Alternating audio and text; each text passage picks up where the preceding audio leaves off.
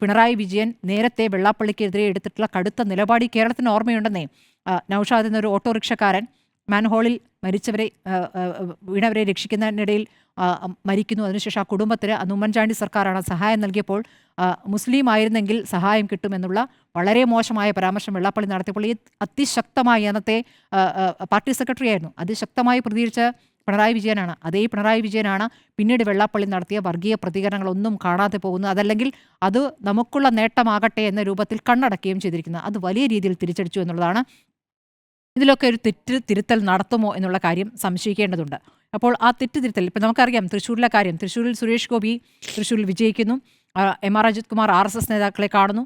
പൂരം കലക്കൽ എന്ന വിഷയം വരുന്നു. അപ്പോൾ അവിടെയൊക്കെ ഒരു ഒത്തുതീർപ്പ് അല്ലെങ്കിൽ രണ്ടു കൂട്ടരും തമ്മിലൊരു ധാരണയുണ്ട് എന്നൊരു സംശയം ഉണ്ടാവുകയായിരുന്നു. ആ സംശയം തീർക്കുന്ന രൂപത്തിലുള്ള നടപടികൾ ഉണ്ടായിട്ടില്ല, അല്ലെങ്കിൽ ആ രൂപത്തിൽ ഉള്ള പ്രതികരണങ്ങൾ ഉണ്ടായിട്ടുള്ള എന്നുള്ളതാണ്. ആ സംശയങ്ങൾ ഉയർന്നത് മുന്നണിക്കകത്തുനിന്ന് തന്നെയാണ്. അതിന് കൃത്യമായ മറുപടികൾ ഉണ്ടായിട്ടില്ല. മുഖ്യമന്ത്രിയെയും മുഖ്യമന്ത്രിയുടെ മകളെയും ബാധിക്കുന്ന രൂപത്തിലുള്ള കേസുകൾ, കേന്ദ്ര ഏജൻസികൾ വന്നിട്ടുള്ള കേസുകളൊക്കെ അന്വേഷണം ഒരു പ്രത്യേക ഘട്ടത്തിൽ അങ്ങ് നിന്നു പോകുന്നു.